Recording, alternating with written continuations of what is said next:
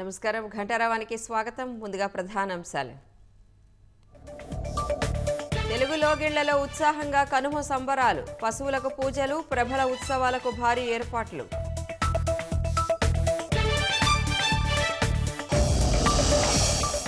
ప్రజల జీవితాల్లో కనుమ సంతోషం నింపాలన్న సీఎం చంద్రబాబు. ధాన్యపు రాశులు, పాడి పంటలతో పచ్చగా ఉండాలన్న లోకేష్.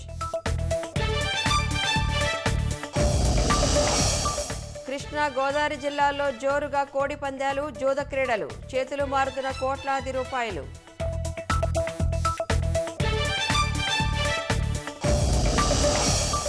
చిత్రావతి రిజర్వాయర్ నిర్వాసితులకు సంక్రాంతి కానుక.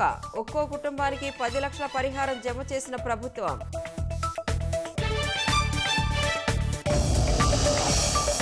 ఇవాళ మహారాష్ట్రలో పర్యటించనున్న ప్రధాని మోదీ.